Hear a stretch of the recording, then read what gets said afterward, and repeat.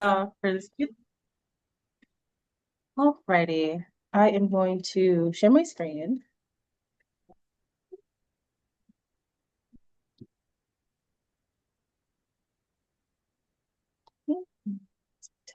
Great. Can you see this okay?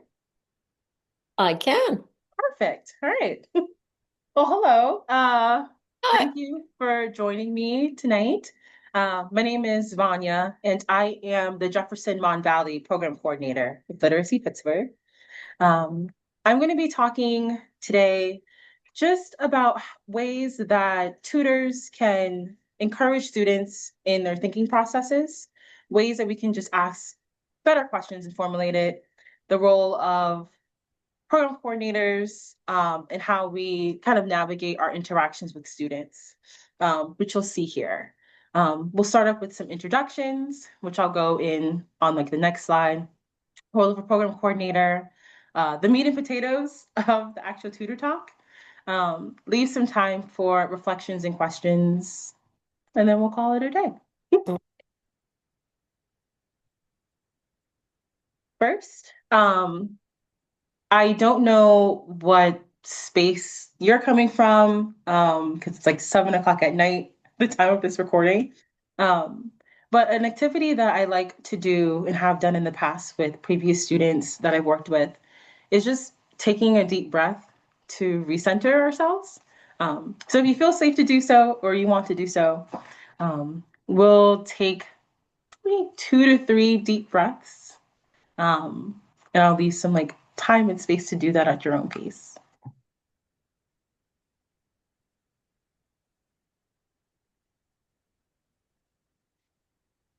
And while you're doing that, um, thinking about your day, you're welcome to share at least one thing that you're grateful for, or think about it, or type it in the chat, however you want to do that. But since you're here, Peg, would you like to share? The sunshine today. That was very nice. Gives you Uh, a uplift to your mood. yeah, honestly, same. Yeah, the sun being out today was great. I went for like a little walk, which was Yeah, fantastic.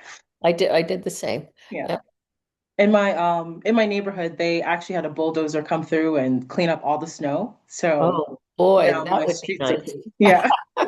So my streets are clean, at least in Wilkinsburg. Um, I like to do a transitionary like activity. And if you're doing this with your students or not doing it, it can be helpful, especially depending on what time you're meeting with them. We're all adults, so we have a lot of different things going on and a lot of stressors that may pop up.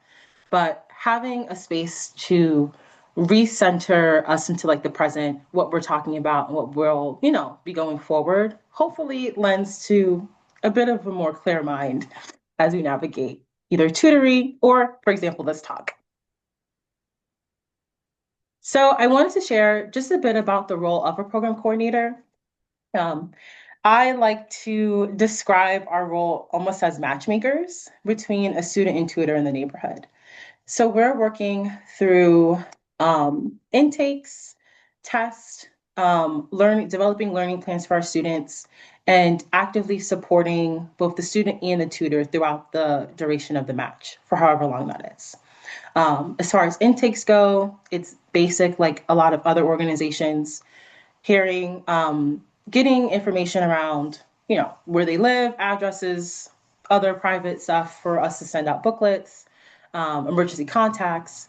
And then for our test, whether you're a GED student, taking, scheduling them for their TABE test for reading and math, or if they're an ESL student doing the Best Plus 3.0, which is more of like a conversation. And then developing learning plans once we find a tutor that matches in their availability and navigating the support throughout. Recently, as a team, the voluntary community programs, we have been undergoing kind of group professional development. We've noticed that we were experiencing a lot of the same issues and pitfalls with our students across Allegheny County. And so we wanted to just develop a way where we can meet together and kind of grow in the areas that we may be weak in. So recently we just finished a CAST Universal Design for Learning plan, went on for about a month. And this was born out of multiple conversations, specifically with our GED students who would get matched with a tutor, but then not really know what their goals are and then stop showing up to matches. And we were experiencing that just across the board. Of course, life does happen, and some of them were other emergencies. But other times it was not necessarily having a pinpointed idea of what they wanted to do kind of going forward. So we looked at these UDL guidelines, which are included in resources at the end of it. And we wanted a way to ask better questions of our students, get sort of in their head in ways that we can then incorporate the small interactions we do have with them between the intake tests and like their learning plans to let them think about ways that Literacy Pittsburgh is a step in reaching their goals. So something that was born out of that, on top of college career readiness courses that I've started up at Literacy Pittsburgh, was also a jot form where we're asking students more about their goals and where they see Literacy Pittsburgh fitting in, and also giving them a chance to think about their life as a whole. It could be nice to see online that Literacy Pittsburgh is a free program. And yes, I can just sort of show up and be committed 2 days out the week for 2 hours. But really getting them to pause on one, what are their goals? And also, what are the actual settings of their lives that may make attending classes downtown or online or with a tutor may be difficult. Whether you have kids or you're a caretaker, maybe you have an inconsistent job, really having them pause and think about what that looks like. And so if you're here right now, or you're asking yourself, this sounds really good, but my program coordinator never did this, or maybe I don't remember hearing any mention about these UDL guidelines. What type of like questions or things are you asking on the jot form? It's because it just started in December of last year, so very new. But if you are a GED tutor or you're working with a high level ESL student and you think it would be helpful for the strength of both the student and for your match to have these questions asked of your student, let your program coordinator know. And we're more than happy to schedule that. Since it's just you, do you have any questions so far? I know I was going to save them for the end, but No, actually, this is interesting because I'm going to be like the poster child for or the poster match for. So my guy is a he's the goal is not GED, but he is a mature man who always had special educations and trying to um, identify a goal has been just about impossible. Mhm. So I'm listening with open ears. Okay. Yeah, that can be challenging to have it be very broad.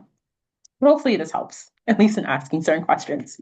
All right, so now we get to the meat and potatoes of it, where I'm just connecting just some of the moving parts of you already being a tutor to ask and just develop maybe deeper questions that you can utilize in your own matches. And so at the basis of every question, it's realizing that there is a lot of purpose in the why. And if you have been around children at any point in your life, whether it's like a parent, grandparent, school teacher, waiting randomly at like a Walmart line and hearing a child ask another question, they're always asking why something is. And usually the response is to get upset because why are you asking me that question?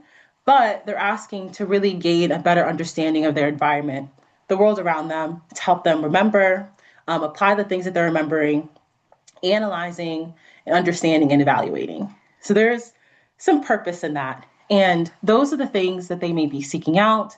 Um, Something to consider if and when you're asking students questions, or you notice that they have some like hesitation in the material, or they may randomly mention like they want to do a goal or randomly want to do something that you had no idea about before. Kind of asking them, well, what was the circumstances that like prompted this curiosity? Why do you want to take on, for example, a nursing job right now? What did you see that now you want to attend Literacy Pittsburgh and now you want to tutor and now you want to study? And what makes now different from back then? And how can you kind of like navigate um, your circumstances to fit in now with this new goal? Um, some just like example frameworks is like, why is this important? How can something be used? And just like, do you agree or disagree with certain statements? And so if you happen to be a GED tutor, the test mastery book, especially for the reading section, is asking to analyze text, images, and like discerning tone. Some questions that you may end up seeing, even within the lesson plans that we have, is how might you see connotation used to communicate feeling? One that brings in a learning material that you're already tutoring with them. Um, what is connotation and what does that even mean? And what are feelings, even if that's at a point? And then how does language then communicate those things that you may not necessarily see expressed or are expressed internally? So really questioning, really kind of diving into that why you're learning something and also how this influences the next step of your goal. Valuation is the same thing, right? Making a judgment about the amount, number, or value of something or an assessment. Very clear, usually in our math, our like math tutoring, but also can be helpful for ESL tutors as well, especially when it comes to the differences in language and the amount of maybe emphasis placed on certain portions of the word or not. And your questions here, of course, like help students give clear reasons for the decisions that they're making. And this can be, again, sort of like looping back to how you're navigating their schedules. Why is Literacy Pittsburgh important into the framework as a step for their actual goals? And then inference, for students just to make a conclusion based reached on the basis of evidence and resourcing. So this is really asking students to support their work. I know that writing papers is different, but when I was growing up, I always had to have a reason for something and then make sure that I'm backing that up with sources. So this is almost the same thing, right? Having some form of goal, creating a form of statement, but then making sure that you have data within the text to back up why you gave that answer. Do you have any questions, Peg? That last one was actually an interesting point because we'll go through a lot of times if the answer I'm given is not the correct one, as in math. um, I'll try and steer him towards the right answer, but he's pretty adamant sometimes, like, no, this is the right answer, and I'm Yeah. like, hmm. So maybe yeah, questioning him on how did you, I don't How know. did you get there? Yeah. I don't know how to, yeah, I don't know how to phrase it because it has to be pretty simpler. But yeah, how did you get there? Yeah. Be Um, helpful. yeah. And really like, well, show me how you thought about that. Yeah, yeah, Or what framework, maybe you're coming with a different mindset and framework. So for you, that answer makes sense. right. But it's the difference between, what the answer actually is and what you think it is or believe it is.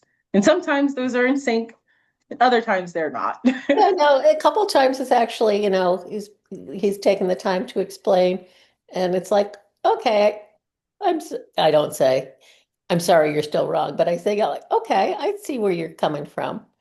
Yeah. Yeah, let's look at it a different way. Yeah. Yeah.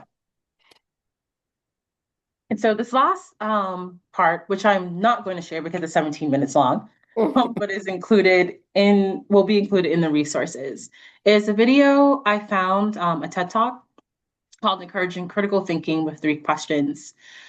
although his framework is based off of Mhm. younger students and children, I think it's a wonderful resource just to learn more about framing certain questions, the different levels in which you can ask something, and also encourages a different mode of thinking for yourself. Mhm. What ways are you navigating thinking within your own goals, your own like resources, and the ways that you also see the world? Okay, so leave some time for any questions or reflections that we have. I know that we spoke throughout it, but So you're going to send this out so I can look at that video yes. because that's one of the things that I've really tried to work on um, in the recent past is critical thinking. If Mhm. I can, and we actually got to one yesterday where he said that can't be right. And I'm like, yay! Yeah, that's wonderful. Yeah, but so that video would be of real interest. Yeah, Yeah. absolutely. Um, Yeah, so in my conclusion, of course, by offering like a range of questions and opportunities for response, thinking of these questions as invitations to just dive deeper. And as you said, just think about it from a different mindset or a different perspective, kind of like reaching a conclusion so that we can move forward. Hopefully, we'll create opportunities for also positive connections between lived experiences for both you and your student. Um, I am noticing and learning that depending on where you're coming from or where your background is, whether you're an ABE or GED student, or you've coming here from like another country, you may not have had the best experience with learning or being in like an educational environment. And so if you are giving an answer, there may be some fear around that, or you don't necessarily want to ask questions of your tutor or your teacher because you don't want to be seen as wrong. So allowing, I think, your students to see that you're also learning alongside them and you're also given an opportunity for yourself to see information that you may have already learned in a new perspective, hopefully allows them to open up and relax and realizing that like life is a learning thing and a lifelong practice. So, of course, asking questions big or small hopefully allows them to grow as learners and then for you to grow in your relationship to them. Great. The last page is a bunch of resources. It'll that I pulled from like Brown University around critical thinking, pillars of critical thinking, the video at 17 minutes. I also included a couple articles. Lindsay, our tutoring specialist, shared out an article on critical thinking and how to navigate that. So I included her links as well as a couple blogs I found online. Speaks around like questions, um, which I think would be helpful. Terrific. Yeah. All right. Well, that is it. I am gonna stop sharing my screen, but this is my information. Did you need it? Very good. So you'll send out an email with the link to the talk. Yes. I Great. am going to stop the recording.